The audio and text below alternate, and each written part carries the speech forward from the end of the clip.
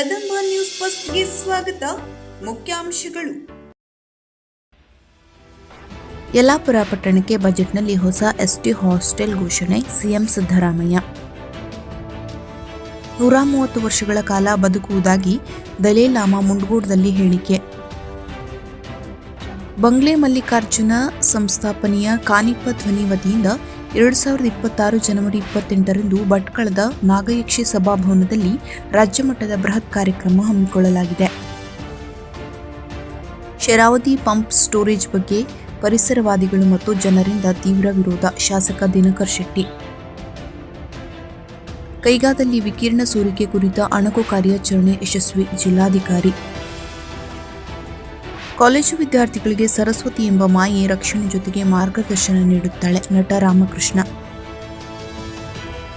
ಶ್ರೀ ಚೌಡೇಶ್ವರಿ ಮತ್ತು ಪರಿವಾರ ದೇವರುಗಳ 14ನೇ ವರ್ಷದ ವಾರ್ಷಿಕೋತ್ಸವ ಯಶಸ್ವಿ. ತೆರಿಗೆ ಸಂಗ್ರಹದಲ್ಲಿ ಪಾಳ ಗ್ರಾಮ ಪಂಚಾಯತ್ ಮುಂಡಗೋಡ ತಾಲೂಕಿಗೆ ಪ್ರಥಮ.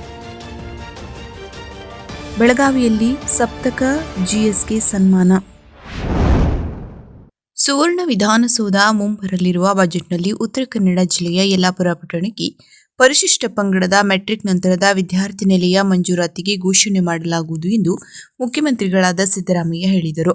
ಪರಿಷತ್ತಿನಲ್ಲಿ ಡಿಸೆಂಬರ್ 11ರಂದು ಸದಸ್ಯರಾದ ಶಾಂತಾರಾಮ್ ಬುಡ್ನಸಿದ್ದಿ ಅವರ ಚುಕ್ಕೆ ಗುರುತಿನ ಪ್ರಶ್ನೆಗೆ ಪ್ರತಿಕ್ರಿಯಿಸಿದ ಮುಖ್ಯಮಂತ್ರಿಗಳು, ಮೆಟ್ರಿಕ್ ನಂತರದ ವಸತಿ ನಿಲಯಗಳನ್ನು ಯಾವುದೇ ಒಂದು ಸ್ಥಳದಲ್ಲಿ ಪ್ರಾರಂಭಿಸಲು ಸುತ್ತಮುತ್ತಲಿನ ಕಾಲೇಜುಗಳಲ್ಲಿ ವ್ಯಾಸಂಗ ಮಾಡುವ ವಿದ್ಯಾರ್ಥಿಗಳ ಸಂಖ್ಯೆ ಮತ್ತು ಅವರಿಂದ ವಸತಿ ನಿಲಯ ಪ್ರವೇಶಾತಿಗೆ ಬೇಡಿಕೆಯು ಪ್ರಮುಖ ಮಾನದಂಡವಾಗುತ್ತದೆ.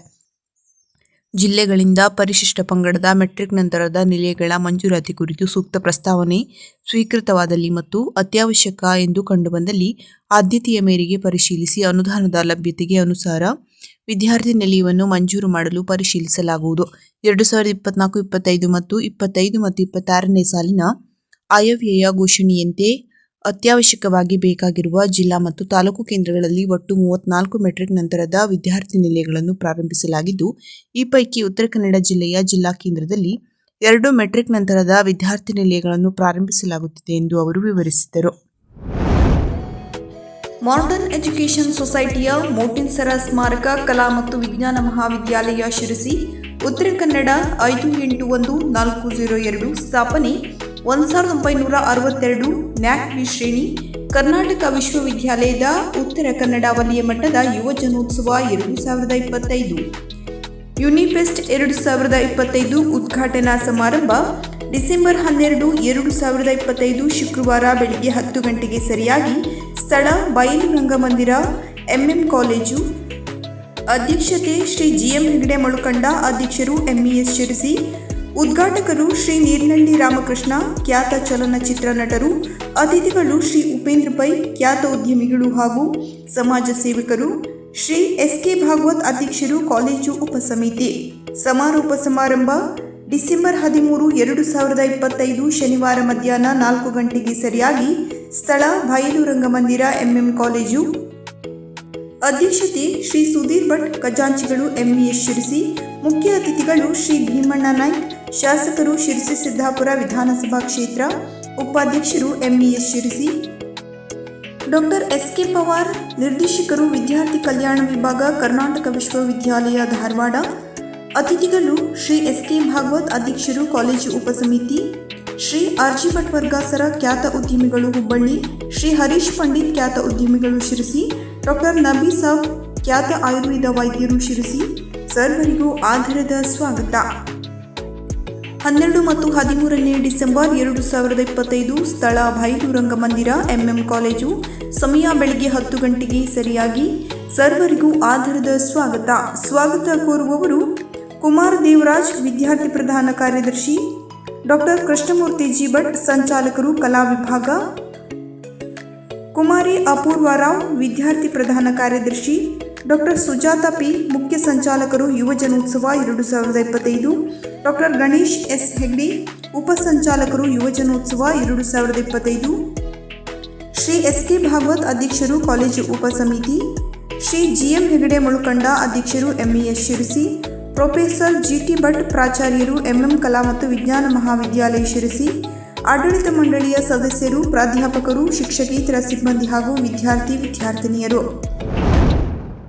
ಪೂಜಾ ಕಾರ್ಯಕ್ರಮದಲ್ಲಿ ಪ್ರಾರ್ಥನೆ ಸಲ್ಲಿಸಿದ ನಂತರ ಧರ್ಮಗುರು ದಲೈ ಲಾಮಾ ಅವರು ಮಾತನಾಡಿ, ನಾನು 130 ವರ್ಷಗಳ ಕಾಲ ಬದುಕುವುದಾಗಿ ದಲೈ ಲಾಮಾ ಹೇಳುತ್ತಿದ್ದರಂತೆ.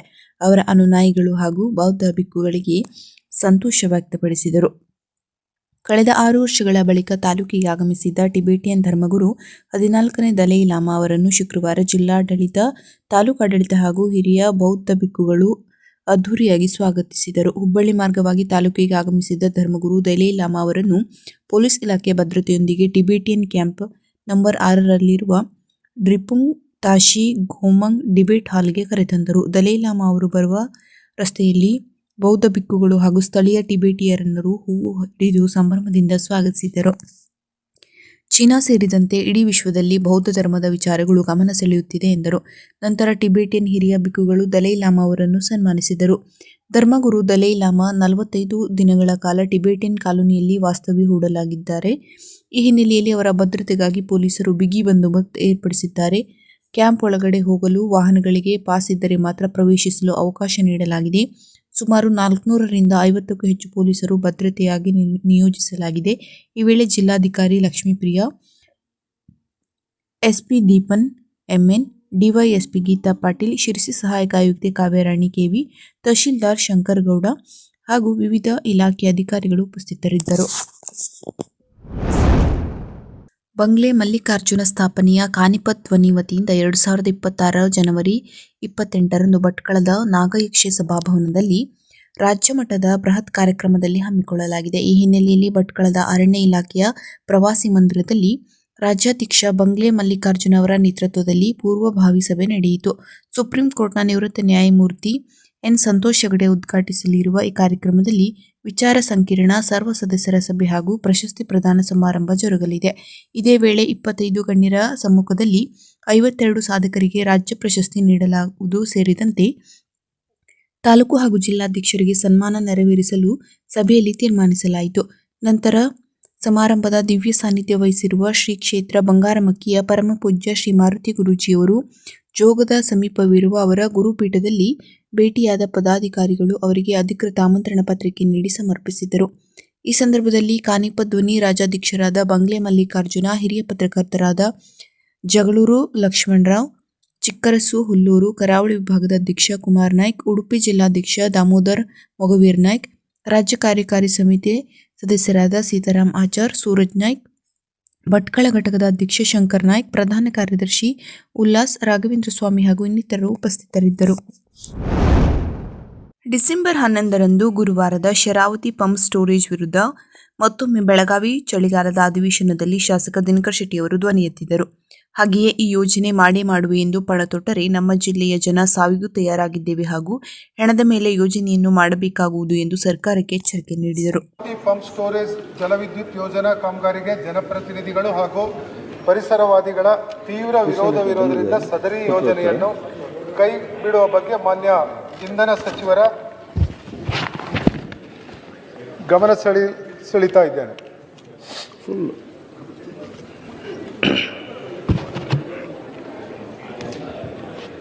ಸನ್ಮಾನ್ಯ ಸಭಾಧ್ಯಕ್ಷರೇ, ವಿವರವಾದ ಉತ್ತರವನ್ನು ಕೊಟ್ಟಿದ್ದೀನಿ. ದಯವಿಟ್ಟು ಅದರಲ್ಲಿ ಏನಾದರೂ ನಿಮಗೆ ಸಂಶಯ ಇದ್ದರೆ ಕೇಳ್ಬೋದು. ಮಾನ್ಯ ಅಧ್ಯಕ್ಷರೇ, ಹಿಂದಿನ ಅಧಿವೇಶನದಲ್ಲೂ ಈ ವಿಷಯವನ್ನು ಪ್ರಸ್ತಾಪವನ್ನು ನಾನು ಮಾಡಿದ್ದೇನೆ. ಶರಾವತಿ ಕಣಿವೆಯಲ್ಲಿ ಈಗಾಗಲೇ ಸರಣಿ ಜಲಾಶಯಗಳು ಮತ್ತು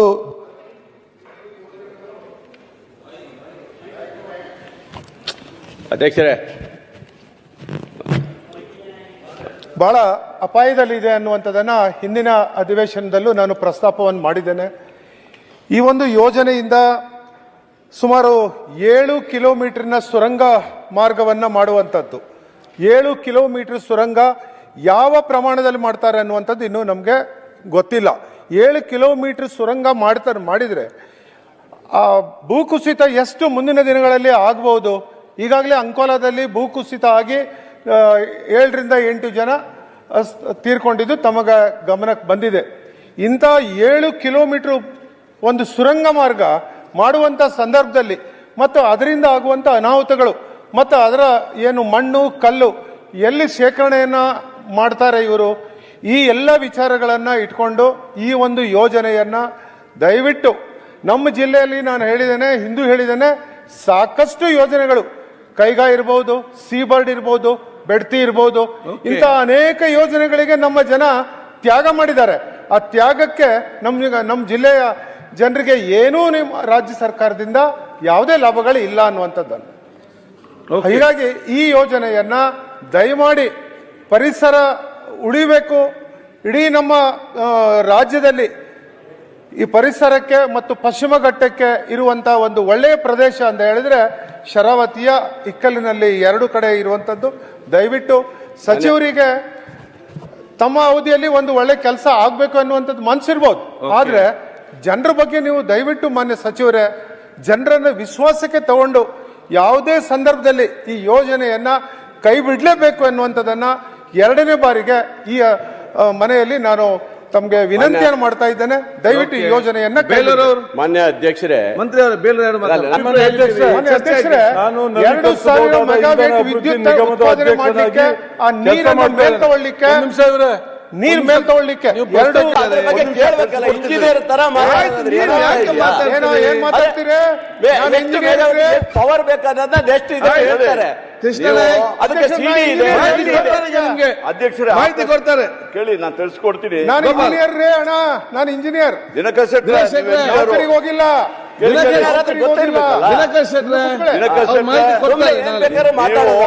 ಮಾನ್ಯ ಅಧ್ಯಕ್ಷರೇ, ನೀವು ಆ ಪ್ರಶ್ನೆ ಕೇಳಿದ್ರೆ ಅದರಲ್ಲಿ ನೀವು ಆ ಪ್ರಶ್ನೆ ಕೇಳಲೇ ಇಲ್ಲ. ಆ ಪ್ರಶ್ನೆ ನಾಳೆ ಉತ್ತರ ಕೊಡ್ತಾರೆ ಅಂತ ಹೇಳಿದ್ರು. ನೀವು ಕೇಳಿದ ಪ್ರಶ್ನೆ ಕೇಳ್ತಾನೆ ನೋಡಿ. ನಾನೇನೋ ದೊಡ್ಡ ಪಂಡಿತ ಅಲ್ಲ. ನೀವು ಕೇಳಿದ ಕೂಡಲೇ ಎಲ್ಲ ಅಂಕಿ ಅಂಶ ತಿಳಿಸ್ಕೊಡ್ತೀನಿ. ನಮ್ಮ ಆಫೀಸರ್ಗಳಿದ್ದಾರೆ, ನಾಳೆ ಕೆಚ್ಚಲ್ಲಿ ಕರೆದು ಮಾತಾಡಿ. ಇಂಜಿನಿಯರ್ ಇರ್ಬೋದು, ನಾನು ಇಂಜಿನಿಯರ್ ಅಲ್ಲ. ನಮ್ ಜಿಲ್ಲೆನ ಬಿಡಿ ಸಚಿವರೇ, ನಮ್ ಜಿಲ್ಲೆಗೆ ಬಿಡಿ ಸರ್. ಮಾತಾಡ್ತಾರೆ, ಕೂತ್ಕೊಳ್ಳಿ. ಅಧ್ಯಕ್ಷ, ನಮ್ಮ ಜಿಲ್ಲೆ ಬದುಕಲಿಕ್ಕೆ ಬಿಡಿ. ನೀವು ಆಯ್ತು, ಯಾವ ಸಂದೇಶ ಕಳಿಸ್ತೀರಾ ಕಳಿಸಿ ನಮ್ಮ ಜಿಲ್ಲೆ ಜನರಿಗೆ. ಇಲ್ಲ ಇಲ್ಲ ಅಂತ ಹೇಳಿದ್ರೆ ನೀವು ಯೋಚನೆ ಮಾಡ್ಲೇಬೇಕು ಅಂತ ಹೇಳಿದ್ರೆ ಮಾನ್ಯ ಅಧ್ಯಕ್ಷರೇ, ಜನ ಸಾಯ್ಲಿಕ್ಕೆ ರೆಡಿ ಇದ್ದಾರೆ. ಅವ್ರ ಹೆಣದ ಮೇಲೆ ನೀವು ಮಾಡ್ಬೇಕಾಗೋದು. ಕೊನೆ ನನ್ನ ಮಾತು ನೋಡಿ ಅಧ್ಯಕ್ಷರೇ, ಈ ತರ ಎಲ್ಲ ಮಾತಾಡಿದ್ರೆ ಅಲ್ಲ ಏನು ಹೋಗ್ತದಲ್ಲ. ಆಯ್ತು ಸರ್, ಜನರನ್ನ ಸಾಯಿಸಿಬಿಟ್ಟು ನಮ್ಗೆ ಏನಾದ್ರು ಬೇಕಾ? ಬೇಡ. ಅದು ನನ್ನ ವೈಯಕ್ತಿಕವಾಗಿ ಏನಾದ್ರು ಪ್ರಾಜೆಕ್ಟ್ ನಿಮ್ಮ ಸರ್ಕಾರ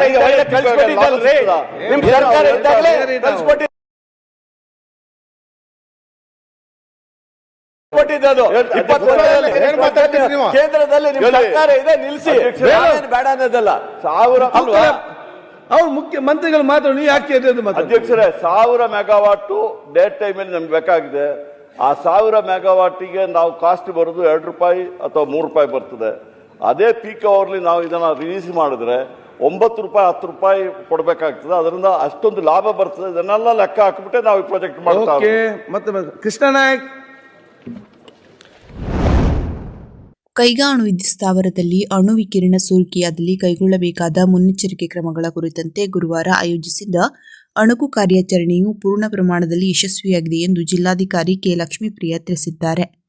ಡಿಸೆಂಬರ್ 11 ಗುರುವಾರ ಬೆಳಗ್ಗೆ site emergency director Kaiga site ಅವರಿಂದ ಬೆಳಗ್ಗೆ 6:30 ಗಂಟೆಗೆ ಸ್ವೀಕೃತವಾದ ಫ್ಯಾಕ್ಸ್ ಮತ್ತು ಇಮೇಲ್ನ ಅಧಿಸೂಚನೆಯ ಆದೇಶದಂತೆ ಕೈಗಾ ಅಣು ವಿದ್ಯುತ್ ಸ್ಥಾವರದಲ್ಲಿ ವಿಕಿರಣ ಸೋರಿಕೆಯಾದ ಸಂದರ್ಭವನ್ನು ಸೃಷ್ಟಿಸಿಕೊಂಡು ವಿಕಿರಣ ಸೋರಿಕೆ ವಲಯ ಎಲ್ರಲ್ಲಿನ ಅರ್ಟುಗಾ, ಗೋಳೆ ಮತ್ತು ನಗೆಕೊಳೆ ಗ್ರಾಮಗಳಲ್ಲಿ ಮತ್ತು ವಲಯ ಎಂರಲ್ಲಿನ ಕುಚೇಗಾರ, ಶಿರ್ವೆ, ಕೆರವಡಿ, ದೇವಳಮಕ್ಕಿ ಗ್ರಾಮಗಳನ್ನು ಪ್ರಭಾವಿತ ಗ್ರಾಮಗಳೆಂದು ಗುರುತಿಸಿ ಈ ಕಾರ್ಯಾಚರಣೆ ನಡೆಸಲಾಯಿತು.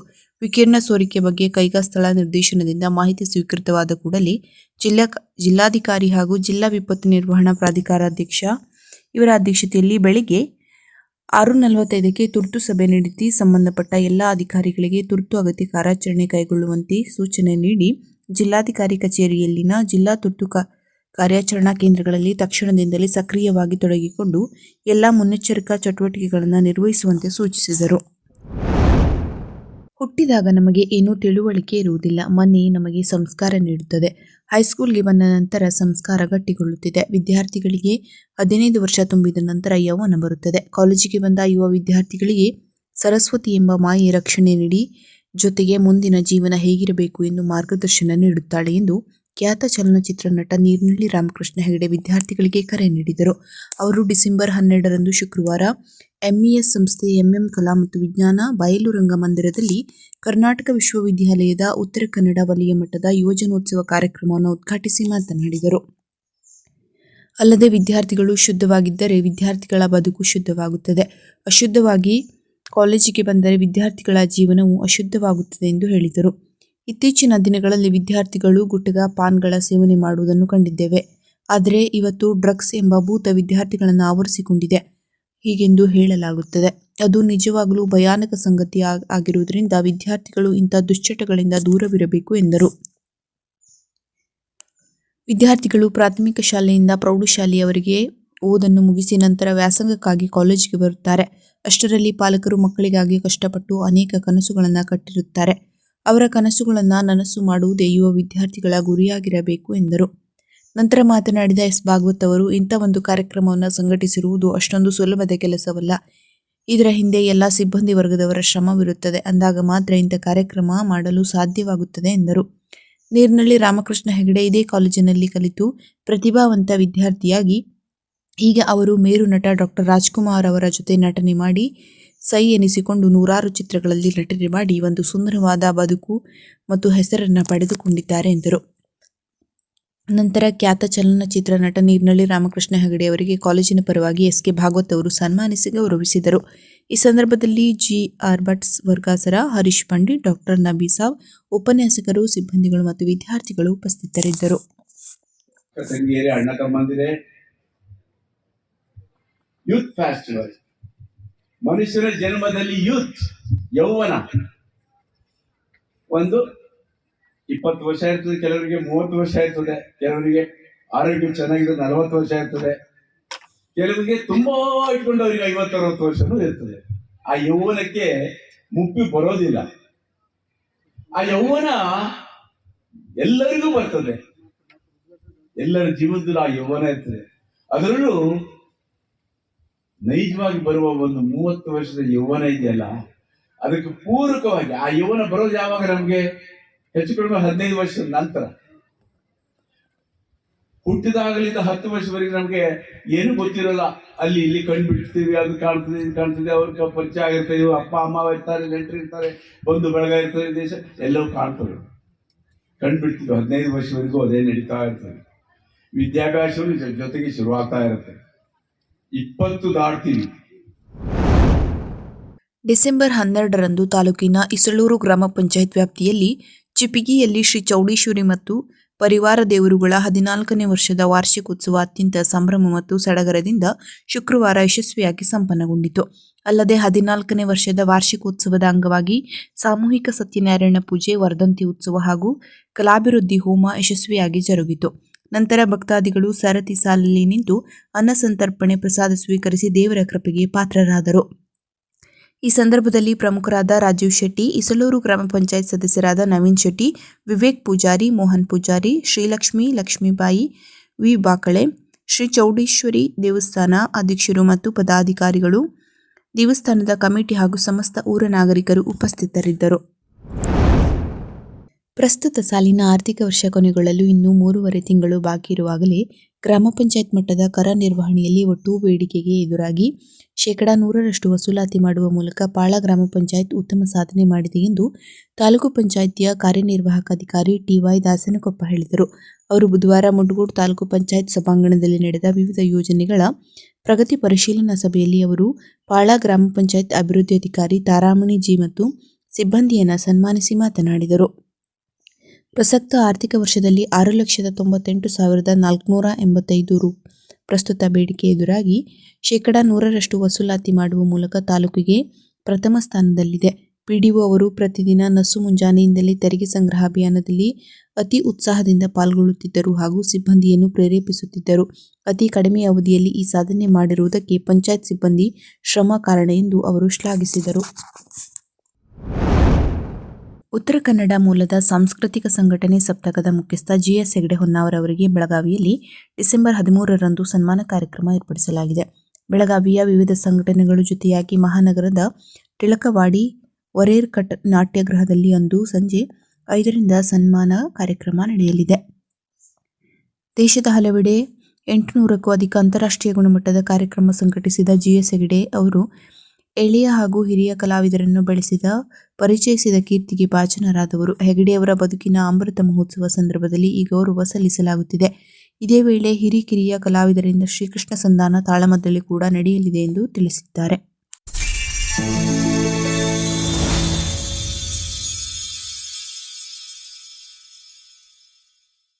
ಕದಂಬ ನ್ಯೂಸ್ ಫಸ್ಟ್, ನಿರ್ಭೀತಿಯಿಂದ ನಿಮ್ಮ ಪರವಾಗಿ.